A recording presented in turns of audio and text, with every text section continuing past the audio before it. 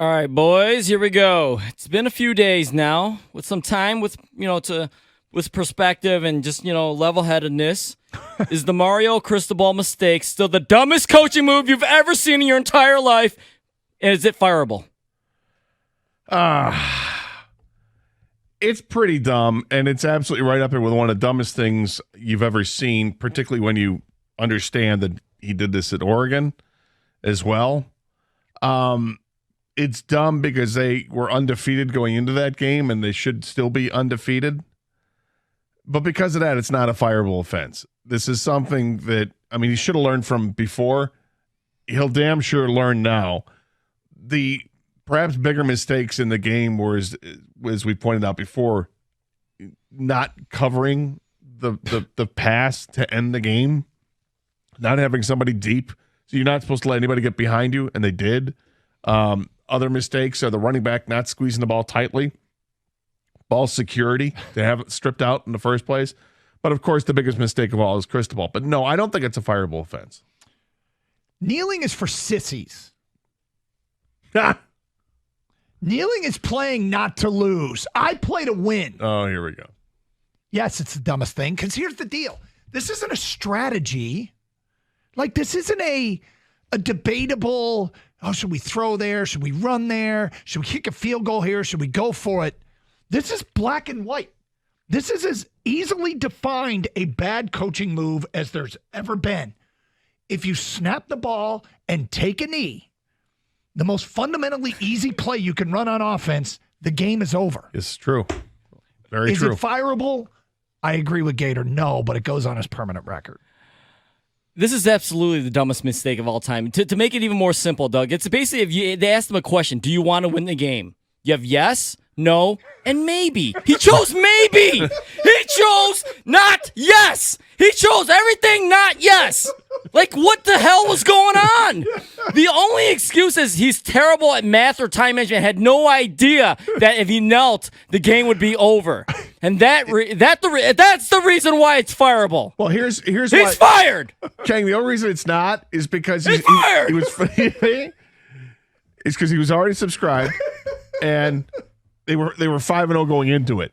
If that team was 3-2 or 2-3, and he does that, then it's fireable. But because they are where they're at, no. You're fired. Good day, sir. All right, guys, huge game this weekend. Who wins, Oregon or Washington? So, what a matchup, right? The nation's best pass offense in Washington versus Oregon's top 5 passing defense. Oregon also has a top 10 pass offense, but Washington's pass defense is ranked 91st in the country. Oregon also has a top 10 rush offense. Washington's rush defense ranked 44th in the country. The game's at Washington, but I think on paper, this is Oregon's game. So my early lean here is for the underdog Ducks. Yeah, I'm with you on this because I'm a big Bo Nix guy. Michael Penix has been outstanding, right? But Michael Penix did not throw a touchdown pass last weekend against Arizona, and they won 31-24. Against Arizona, they struggled a bit. Oregon is and has been and continues to be, when they want to be, a juggernaut offensively. Bo Nix can beat you two ways. He can beat you with the cannon, and he can beat you with his legs. I think it's too much to overcome for Washington. The one thing that has it in Washington's favor to me is that it's a home game for them. But it's a rivalry game. Those are two states that don't like each other. I'm going to go with Oregon winning it narrowly. I got Washington. They were my preseason pick to win the Pac-12, and I'm sticking to it. And I also stick to the fact, like I said, I know this sounds probably like a hot take to most. I don't think Bo Nix is that good. I think it's Oregon's offense, and they put him in great position to hit wide open receivers. And to give him credit, he knows when to run the ball. But I'm going to take Washington. Mark Stoops on his coach's show was asked about the blowout loss to Georgia. He summed it up by saying, "I can promise you, Georgia, they bought some pretty good players. You're allowed to do that these days, and we could use some help. And I encourage anybody that's disgruntled to pony up some more." Was Stoops wrong for saying this? Stoops was dumb for saying this publicly. I mean, if you want to say this in a private room with boosters and say, let's pass the hat around so we can get some NIL. First of all, I don't think the people like this really don't understand NIL. It's not how it works. You don't pass the hat around, people throw money in it, and then you just hand that money to the recruits. You actually have to have some sort of benefit that goes the other way. So you get you do this in a room with the donors and say, we need to come up with ways to pay the players through business. Come up with that. But do not do it over a microphone or in front of cameras. You can't say it like that. Okay, I really like Mark Stoops. I do think this is a mistake. And, that doesn't mean I don't like him still as a coach. He's a heck of a coach. He makes $8.6 million a year, which is a hefty amount for the head football coach at Kentucky. I mean, who doesn't beat anybody every year? Are we moving into an era where coaches will be asked to defer some payment and put it into a school's collective for NIL purposes? I think if a coach did that, I think they'd have more of a right to say, hey, look, I took some of my personal money, put it into a school collective. I don't think that's legal right now with the NCAA workaround, but I think maybe they should look into making that legal. Here's the thing about Stoops, though. He's won with teams that can run. He's won with teams that can throw. He's done a great job recruiting. He's done a great job in the portal. He's got Ohio ties. Are you listening, East Lansing? Yeah, we're listening up until we open up his mouth like this. Well, I'm still listening. I like Mark Stoops as a coach, and I think there's some people I really respect that think he'd be a great fit. He should be on a list, but that kind of money, that's a lot of money they're already paying him, and then you're going to have to step up and pay more? Yeah, that's a ton of money. That's why he's stupid for saying this. The man he makes almost $9 million a year. How about you give up some of your money, Mark? I mean, what are we paying you for? You don't say this on a mic like you said, Gator. And I actually kind of don't think you say this at all. You get to working on the field and off the field if you want to make your team better. The fans have every right to bitch if they want to. After a slow start, Ohio State is starting to perk up a little bit, and they have a massive matchup next week against Penn State. Have the Buckeyes grown enough to be a major concern to Michigan in the finale? Sure, they're really good. I mean, it's not like Ohio State sucks. They're being held up to a standard that they set for themselves, and they appear to be, in some ways, getting better each week, but they have their flaws. You know who else looks like they're getting better each week is Michigan, right? I mean, they look better now than they did at the beginning of the season. Michigan's schedule has come under some scrutiny for obvious reasons, but at the end of the day, yeah, they're good enough to win that game. It's a rivalry game. Even before they started to look better, strange things happen in that game and as a rivalry game. I still like Michigan's chances, but I don't think Ohio State looks like a team with zero chance. No, they're not a team with zero chance. They're a team that's getting better as the season goes on, which you would expect. They're a team that's growing with a young quarterback and Kyle McCord, who's just getting his first taste of really playing collegiate football. And you can see him growing. I mean, he gained tons of confidence by beating Notre Dame at Notre Dame. And then last week against Maryland, they're in a dogfight. They go into halftime. Obviously, there was some chewing out of some players, and let's motivate them. And they come out in the second half, and they look like a different football team. And he had his best game of his career, throwing over 300 yards and a couple of touchdowns. And Ohio State's defense decided to step up too. It's a team that's loaded with top players that just need some experience, and that's coming along as you play more games on the season. By the time they play that finale against Michigan, it should be a really good matchup.